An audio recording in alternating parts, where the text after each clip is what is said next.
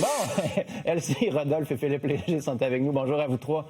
Bonjour. Toujours difficile de couper ces entrevues-là comme ça. On n'a pas le choix. On vous attendait. Vous étiez là, impatient.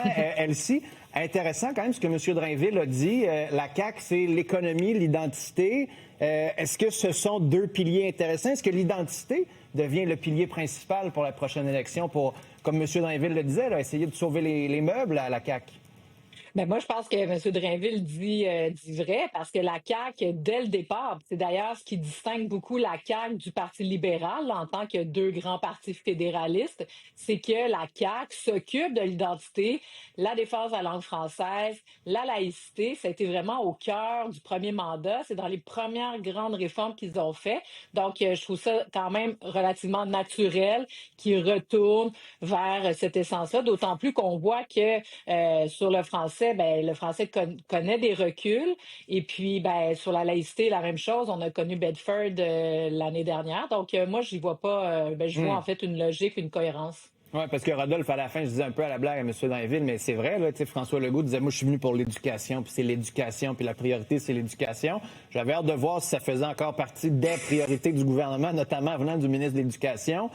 Mais là, on a l'impression qu'on va plus parler de laïcité. Là. On a un rapport, les prières dans les rues, on veut travailler, on veut revenir, dans le fond, au discours identitaire pour la prochaine élection.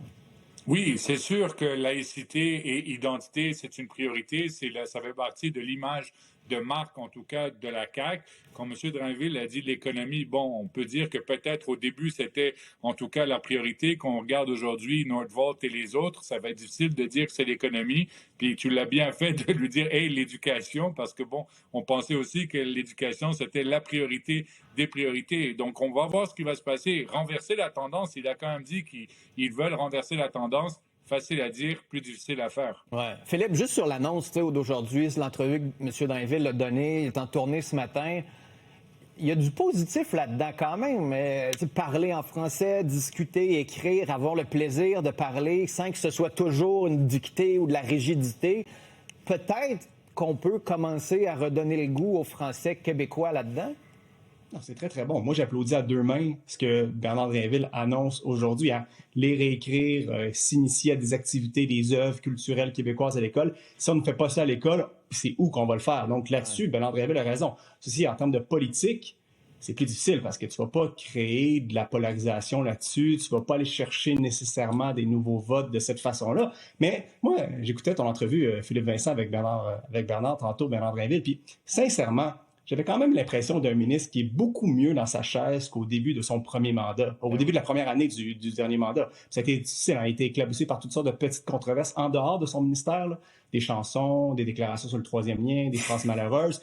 Mais dans les faits, quand on regarde Bernard Drainville depuis 1 an ou 2, il accumule des décisions puis des actions qui sont populaires. Le téléphone à l'école, le vouvoiement, la création, par exemple, d'un Institut national d'excellence en éducation qui permet d'aller chercher les données. Fait que quand tu regardes le bilan de Bernard Drainville dans les 2 dernières années, c'est très positif dans un ministère, Philippe Vincent, qui est toujours habituellement très casse-cou. Oui. En même temps, Elsie, penses-tu que sur le terrain, ça percole? Est-ce que les profs regardent le travail de M. Drainville et se disent on est peut-être trop dur ou nos syndicats sont trop durs à son endroit, ou les profs sont juste à bout, trouvent ça compliqué, se disent, moi je l'ai lu ce matin en me disant, c'est sûr que les profs vont dire, voyons, là, on va ajouter 5 sorties culturelles, déjà c'est compliqué, déjà qu'on a de la misère à acheter des livres parce qu'il faut passer à la bibliothèque, il faut passer à CSSDM, il faut passer là, juste pour acheter des livres, puis encore, quand il faut acheter des crayons ou des collants, il faut sortir l'argent de notre poche parce qu'il y a trop de couches de bureaucratie.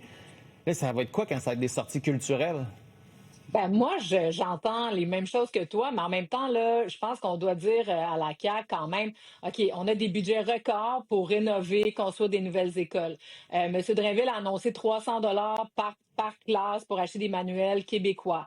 Les sorties scolaires, c'est ça, tu sais, je veux dire, 5 sorties scolaires en culture, je pense que c'est vraiment bien.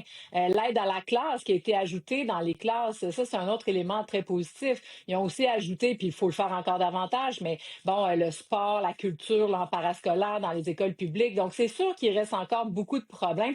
Puis, j'aimerais quand même aussi mentionner l'augmentation quand même assez substantielle du salaire des enseignants. T'sais, on s'est retrouvé en situation budgétaire précaire parce que François Legault a tranché puis a dit on va payer nos enseignantes et nos infirmières correctement. Ça, j'espère que sur le terrain, on le reconnaît. Là-dessus, je trouve que le gouvernement n'a pas recueilli l'essentiel de l'effort qui a été fait en éducation. Certains diront que ça a pris un mois de grève. Là. Certains vont dire que ça a pris un mois de grève. Oui, c'est sûr, mais je veux dire, il y avait quand même des négociations dans plusieurs secteurs en même temps. Puis, tu sais, l'éducation, ça reste quand même la grande priorité de François Legault, puis je pense qu'il a livré la marchandise là-dessus. Rodolphe, il y a des mots qui partent, il y a des mots qui arrivent. Philippe disait qu'il n'y a pas tant de politique, mais on dirait que cet aspect-là a marqué les esprits. Là. Tout le monde en parlait ce matin en disant pourquoi on ne dit plus le mot truie. C'est pas qu'on ne peut plus dire le mot truie, c'est qu'il n'est plus obligatoire de l'apprendre. En même temps, amérindien, esquimau, on disait ouais, enlève ça. Est-ce qu'on est obligé d'apprendre obligatoirement le mot messe alors que les humoristes sont partout? Là-dessus aussi, on dépoussière un peu des listes de mots. Là. Oui, mais bon, je pense que c'est beaucoup anecdotique en termes de... Ça ne veut pas dire qu'ils ne doivent pas être enseignés ou qu'ils ne vont pas être enseignés.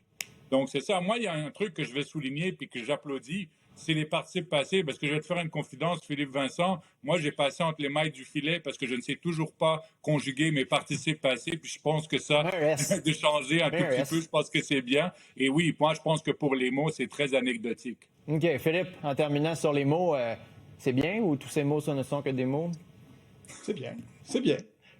Sur, par exemple, les exposés oraux aussi. C'est très bien aussi là, de faire en sorte, parce que là, les étudiants et les élèves disent c'est comme notre bête noire, c'est difficile. Pas parce que c'est difficile qu'il ne faut pas le faire. C'est très bien. C'est parce que c'est difficile qu'il faut apprendre à faire des exposés oraux. Puis c'est la même logique pour les téléphones. C'est sûr que c'est difficile de pas avoir son téléphone quand tu es un jeune, mais c'est pour ton bien. Puis là-dessus, quand on dresse le bilan de la CAQ, on est obligé de dire que c'est une réussite. Mais il ne pourra pas dire qu'on est trop négatif, là.